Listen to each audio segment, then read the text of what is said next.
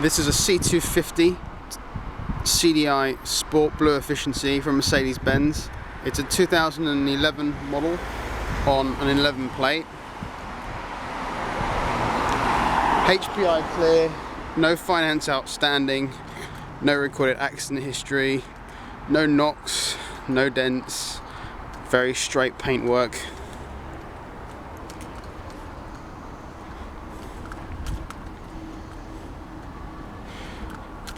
Going around the car, as you can see, paintwork's in good condition.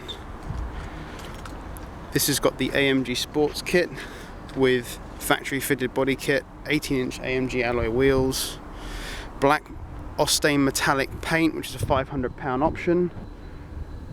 It's a C250 CDI Sport. It's the same engine as the C200 and C220, same in the C250. What is different is the turbochargers on top. This is a bi-turbo car, and the book says it's capable of 154 miles an hour. So it's the turbo that you're paying the extra for compared to the C220 and C200, and it performs like a 6-cylinder engine, not the 4-cylinder that actually is. So quick look around the car. In the boot, nice and clean. What we have in here: fuses, clean boot, first aid kit, never been used, a little bit of netting on the side. You can lift this up here, hook that. We have the secondary battery. I don't know why it's got 2 batteries, but it's just the design of the car. And what looks to be a new tyre. I think I've only used this once. Locking wheel nuts, jack, gloves, all the standard Mercedes kit. Oh, and the triangle at the top. Going around the car, we have in here black leather. I think this is a £1,200 option, and the rear windows have been tinted with a 70% tint, which means that only allows 30% of the light to come through. So it's just right, you know, it's not limo tint, and you can still use it at night and it still works well. It's only on the back window, so perfectly 100% legal. A job like that normally costs you about £200, £250. Tax is till the end of the year. Obviously folding mirrors as well. Inside here we again have full leathers, full seats with partially electric seats as well. AMG genuine floor mats. We'll get around the other side in a moment for the command navigation. Got a obviously glove box here, but yeah, all around very good condition. This car is mine. I don't have a family, so it's just really the driver's seat that's really been sat in, and occasionally the missus in the front seat as well. There's some storage compartments as well under here, and netting down here, but we'll get to that in a moment. Around the car, any knocks? Any knocks? No, not at all. Overall, very good condition. I am, just to be completely clear with everybody, there's a small stone chip right there on the front. There is no scuffs on the front bumpers. There is, however, to the back of the car, a small little scratch here that's been picked up in the car park, ever so small.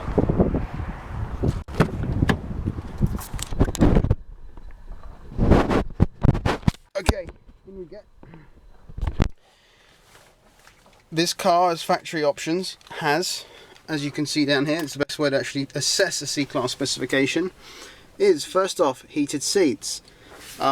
This button would normally be for the sports pack, if the sports suspension setup. It's a £600 option, and I've never seen a car in the UK with it. Don't know what it'd normally be for, but these two are blank. Obviously hazard lights, eco stop and start. This means that when you're at a traffic light and you have your foot on the brake, the car actually switches off, and if that gets annoying for some people, you can just turn that off there. You've got the parking assist, which means that you have the front and rear parking sensors. We can get those lit up for everybody now quickly, and turn the key to help. Okay, there you go. Then they flash, and obviously an object needs to be there for that to pick up anything. Finally, we've got the that parking sensors come off, and then you've got the 3-stage electronic heated seats, and they're only for the front passengers only. What else we got? We have here the command satellite navigation. This is a £2,500 option. What makes it probably more unique is that it has the CD changer. Not everybody knows, but if you just have the eject button there and not that little multi-CD icon, you're only going to get one CD out. This one has a multi CD, 6 CD changer, DVD changer in the back. Plus you got the CD. The radio is obviously standard FM AM, but we also have a DAB radio as well. So when they turn off the FM and AM frequencies in a few years' time, you'll still be able to listen to the radio. On the disc side, you can select a variety of audio options. You can have obviously radio, the discs that you put in, so you can put your MP3s on a CD, on a DVD to have thousands of them in the car.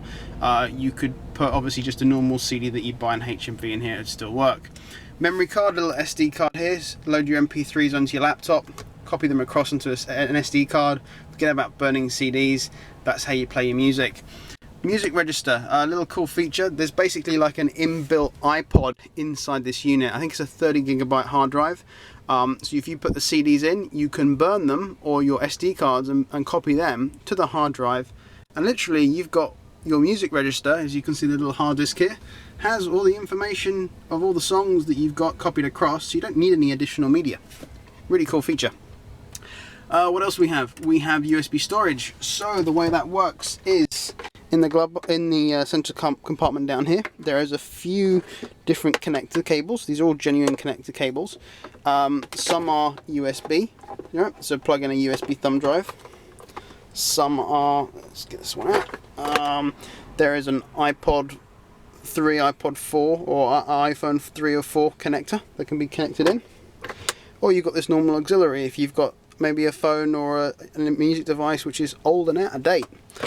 So let's turn the command back on.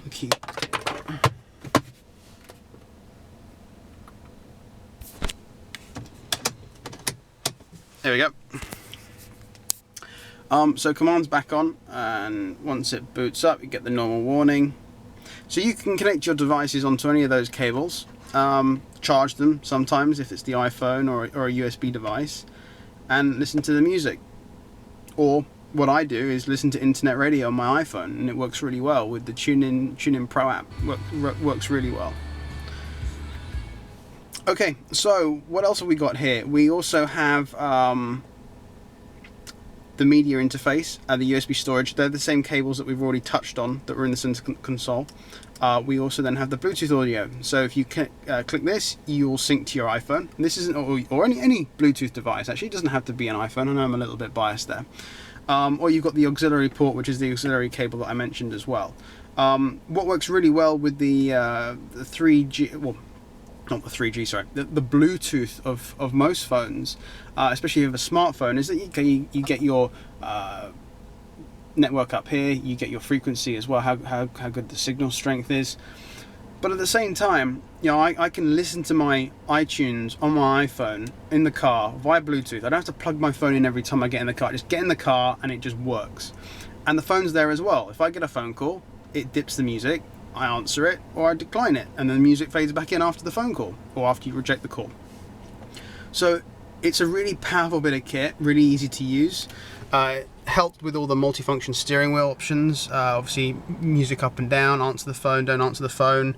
It's got voice commands to answer the phone, and actually completely control this navigation unit. As long as you don't have a difficult accent for the Mercedes computer to understand, it works okay, especially well on the navigation front. What else have we got? So it's got a telephone, so again, any Bluetooth device you can sync up, and that works fine. What else do we have here? We have the video. So if you put a DVD in here, it will work. So if you're going off on the Eurotunnel and you've got the kids in the back and you're sitting in the car for half an hour, you can just stick on a DVD and it would work. Command keeps going off because of the car's actually not running. Okay, here we are, we're back now.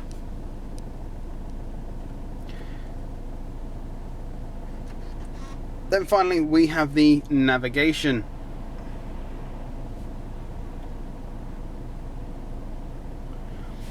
The navigation is for the whole of Europe, and it just works a dream. Just key in your where you want to go. It's got traffic updates, and that works well almost all over Europe. but really smart piece of kit, this command unit. Okay, so switching command off, we have down here the climate control. So this is the dual climate control, so the passengers on the left can have one temperature and the passengers on the right another. Set the temperature and press auto. Alternatively, you've got the demisting. You can actually turn the zone off, so basically if you turn one dial, it would change the temperature on the other side as well, to save you having to change both. Air conditioning on or off. By default it's always on because that's the standard climate control function. And then there's the actual heated rear windscreen as well. At the bottom you can override the auto function about where you want to have the, let's see if you can see that down there, where you want the air to be blowing. You've got the up and down to override again the auto of how strong you want the fans to be, which is down here, and finally off, which will turn that off. Okay. The car has done 23,360 odd miles. The service is next due, let's see, there's no errors at the moment. Tyre pressures are okay. It's an A service in 130 days. What else this car has, which is pretty nifty, you've got down here the little cup, which means that if you start to doze off while driving, it beeps. I'd recommend searching that on YouTube to actually see a function of how that actually works. But it seems to be if it detects a driver that's a little bit sleepy, it would then alert that driver. But yeah, no error warning lights. The seatbelt lights on the moment because I'm sitting in the car with the engine on without the seatbelt fastened. But just to confirm that works. There you go, off it goes. Releasing the handbrake and the light goes off. Apply the handbrake, light comes on. The other nifty thing with this car is the light unit. Down here, what we have is obviously parking lights. Park on the left side of the road, right side of the road, side lights, automatic lights, and just not high beam, it's just main beam on. I just keep it on auto. We've got the fog light override, so by pressing that, the fog light comes on, light goes off, and it's a one-touch button which does the front and the back. So it's not as if you do the old school ones where you get to turn them, pull them out, get the front ones going, and pull it again to get the back light going as well. That's not the case. What is really cool though, this is an intelligent lighting system, right? So it's the Xenon kit. Normally on a standard car, a C-Class, it's a £1,500 option, but with a sports pack it does come standard. And what's really cool about this is it's cornering lights. There's nothing new there. But what really gets interesting is in the settings. You can go into the settings setup here, click lights, and you can change if you're driving on the left or the right side of the road. So basically, you're going over to France, you don't have to stick those damn stickers now on your headlights and faff around when you're on the ferry on the Eurotunnel doing that. Literally, just change the drop down while the car is moving and it just realigns the lights. It's brilliant, and it works because I don't get flash when I used it when I've gone over to France. Other things that you can do here is is the adaptive main beam assist. So up the top here there is a camera. That camera reads the road, and when it reads the road, if a car is in front of you at night, the high beam will automatically come on. So by default, if we override the lights now and put the headlights on even though it's during the daytime, and if we put the normal, flick the lever here, the high beam would come on. So you stick it to on, but then when you have the active main beam assist on, what will happen then is that if we're driving and a car is in front of us, it reads the car with the camera up here and dips the lights, so the high beam goes off. Then if a car, or then that car say turns off the road, it's just you on the road, bang, the main beam comes back on again. Now a car comes over the horizon, oh, it detects it, it goes back off. Really cool function to drive with on country lanes. We also have here cruise control. Obviously you set the speed of the car. Obviously at the moment it doesn't seem to, it's not working because we're not moving. So if we're doing 40 miles an hour, we set it at 40 miles an hour. But the other cool thing is the limiter function. So you push the actual stalk in, the light comes on, and you adjust what speed limit you want. Now what works really well with this is that when you're driving along on a counterflow where there is a 40-mile-an-hour speed limit with maybe average speed cameras, you don't want to always be set at 40 miles an hour. Maybe it's too fast for the moving traffic. This way you can set the speed that you want and put your foot all the way down, and it doesn't go any faster than that. There is an override where if you do metal to metal with the pedal, then it will override it, and actually it will break the limit. The limiter will go off, and then you'll continue to accelerate. But it does mean that if you take your foot off the accelerator, you don't maintain at that speed, and that's the difference between cruise control and the limiter system.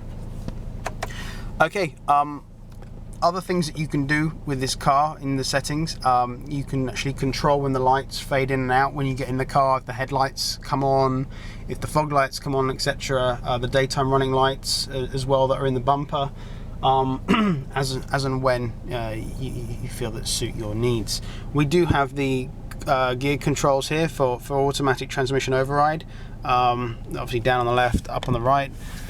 And again, when you actually put it into drive, you can go down, you can go up.